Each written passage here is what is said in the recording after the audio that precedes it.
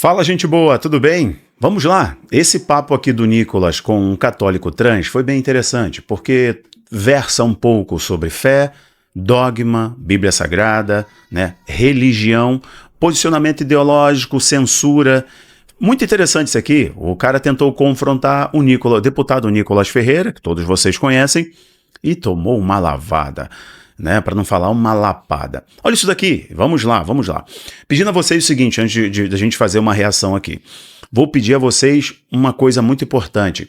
Compartilhem. Temos um dia. Será que chegaremos a 1 milhão de inscritos aqui no canal? Se você me ajudar, a gente consegue chegar a 1 milhão de inscritos contando com seu apoio, viu? Estamos em 992.889. Se você me apoiar, a gente consegue chegar lá, tá bom? Então vamos embora. Vou soltar aí a reação enquanto você vai compartilhando e vai acompanhando comigo também. Assista aí, bora lá. A religião não está atrelada à liberdade, não é isso que eu estou dizendo? Não, o que eu estou dizendo é o seguinte, por que quando você defende a religião, não diz respeito a uma defesa da liberdade?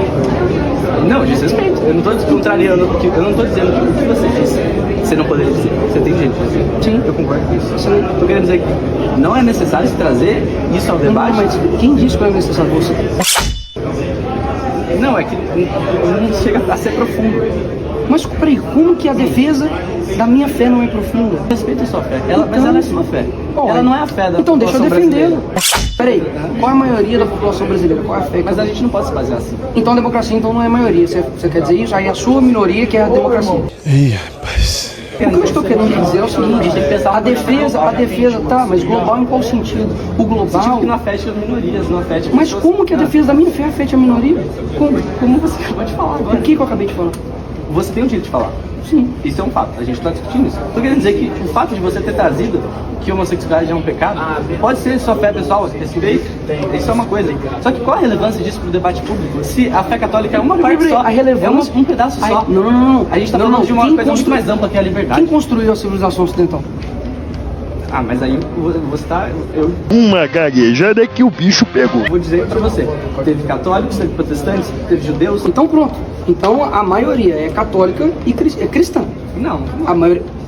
Me fala então o nome de 3 então, cientistas, como por exemplo o pai da genética. Putz, cara. Mas a gente tá desviando o debate. Eu não estou desviando o debate, estou querendo dizer o seguinte, você diminui a importância da religião. Deixa eu só falar um pouco.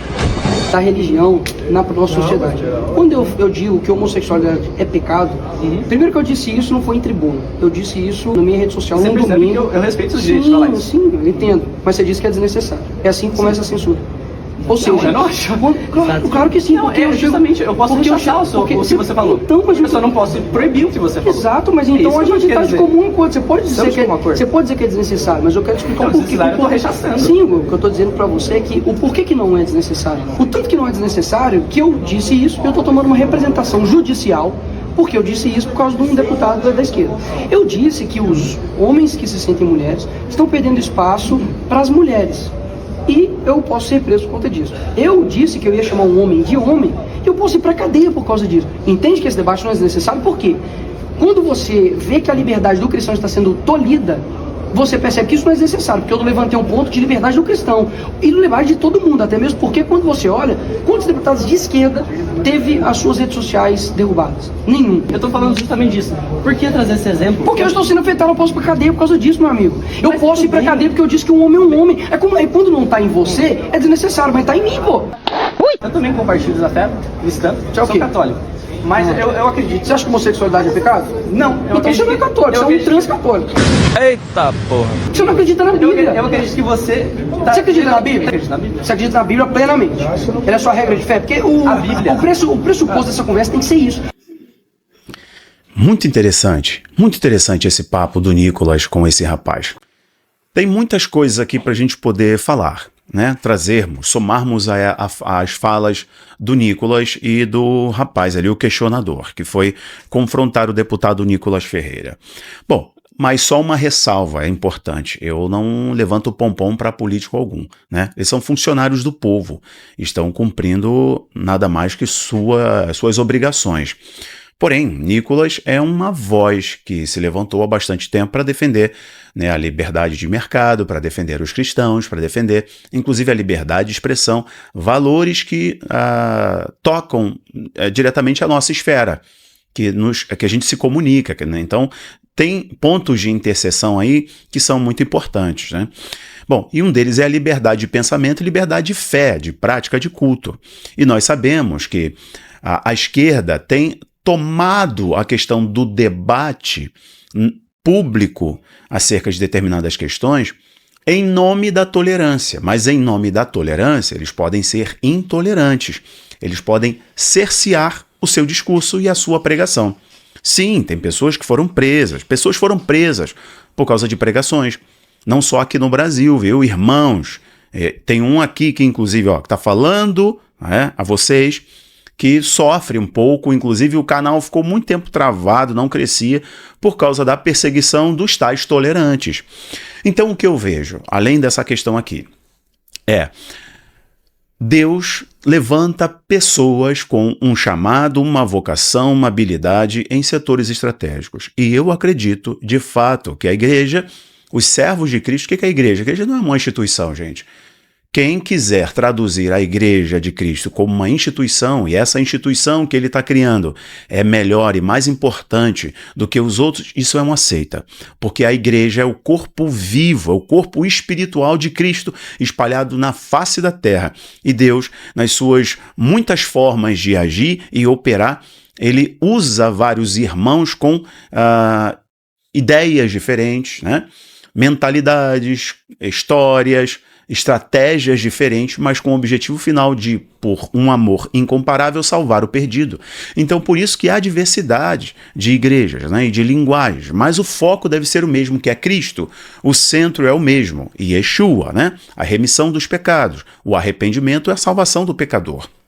Bom, então o que acontece, meus amados irmãos, é que se você estiver no centro da vontade de Deus, daquilo que Deus estabeleceu para você, e pastor Rafael, como que eu percebo o que Deus tem para mim?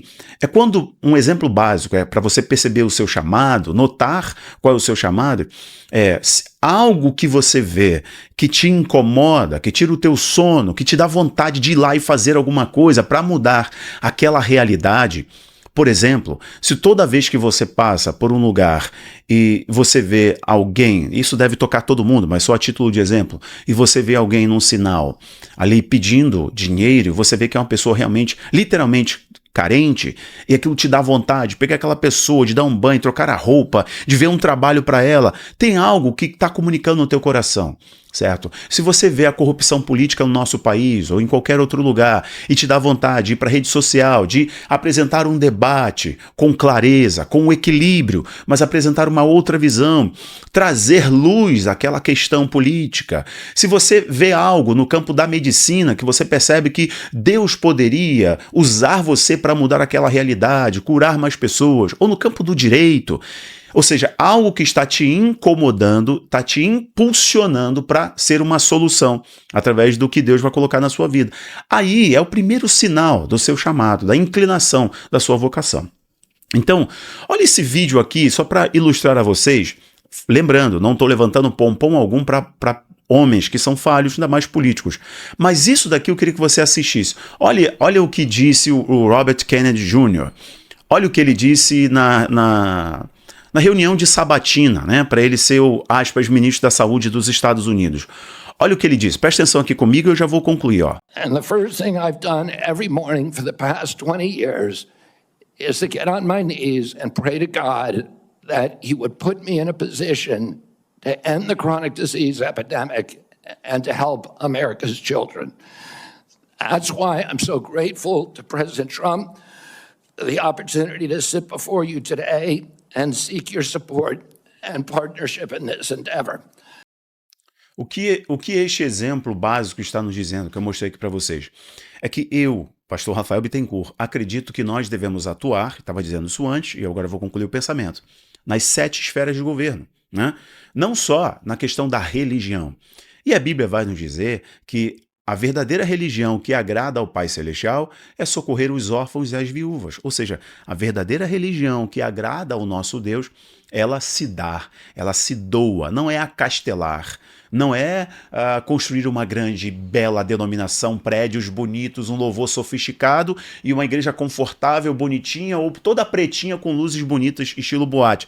Não, não é isso, não é isso. O que agrada ao nosso Pai Celestial é a nossa capacidade de se negar e doar, socorrer o que está necessitado. Então, órfãos e viúvas são aqueles que estão excluídos da sociedade, estão marginalizados, estão sofrendo pela escassez espiritual, escassez física. Então, a verdadeira religião é aquela que estende a mão e socorre, traz ele para o aprisco, traz ele para o abraço, traz ele para a mesa. E é isso que é a igreja. Então, vejam, meus irmãos, as 7 esferas do governo, igreja, religião, tecnologia, ciência, cultura, arte. O problema é quando nós terceirizamos esses setores acreditando que Deus nos chamou somente para o templo físico, e ficamos ali na cuspideira sem a prática da nossa fé. A nossa fé deve ser viva e operante. Nós não somos salvos, tampouco pregamos isso por obras, mas as nossas obras apontam para a revelação de que se a nossa fé é verdadeira ou não. Eu não creio, irmãos, que a nossa fé deve ser contemplativa. Estamos aqui somente adorando, santo, santo, isso basta. Claro que é importante, é claro que a contemplação é maravilhosa, né? Mas nós devemos, no dia a dia, exercer, praticar e atuar na sociedade. Este debate mostra que um jovem como Nicolas, 28 anos, preparado, pode ser confrontado, porque ele vai saber debater e ter solidez da sua fé e argumentos ideológicos, teóricos, políticos, filosóficos, suficiente para não cair em qualquer armadilha. Agora imagine se na nossa igreja nós estimulamos as pessoas a exercerem a void, a adoração, o culto a Deus, não só na igreja, na liturgia, né? Durante uma homilia de um pastor, mas no seu trabalho, no seu relacionamento, como ele trata a sua esposa, como ele é quando o seu pastor e seus irmãos de fé não estão vendo. Será que de fato ali ele está recebendo o mandato cultural de Deus de ir, crescer, prosperar, dominar? Será mesmo nós estamos adorando a Deus como foi no jardim, a ordem a Adão? Ou será que a nossa adoração se resume a cantar músicas e a participar de uma liturgia e uma igreja? Não devemos então, irmãos, confrontar aquilo que tenta cercear, nos limitar, nos parar, mas com amor, com graça e com conhecimento. A gente não precisa fazer ignorância com ninguém, nem repelir as pessoas, é só lidar com amor. E amor precede verdade. Fale com verdade. Dá para ver que muitos católicos, eu falo que muitos porque é a maioria, colocam o dogma da instituição, a palavra de um pontífice máximo, de um papa, acima da doutrina bíblica. E qualquer católico que coloca a doutrina das escrituras acima do dogma, ele vai seguir a Jesus Cristo, e não o dogma de uma instituição. Isso serve para cristãos protestantes, que ficam somente se alimentando de pregação e não leem as escrituras, não oram, não buscam, não têm comunhão com o Espírito Santo. Quanto mais sólida for a sua fé, mais você tem capacidade de resistir aos dardos inflamados que vêm, né, das trevas, sejam ideológicas, políticas e até ataques espirituais, porque você está sólido na palavra. Vou parar por aqui. Gostou? Compartilhe. Um abraço. Tchau, tchau.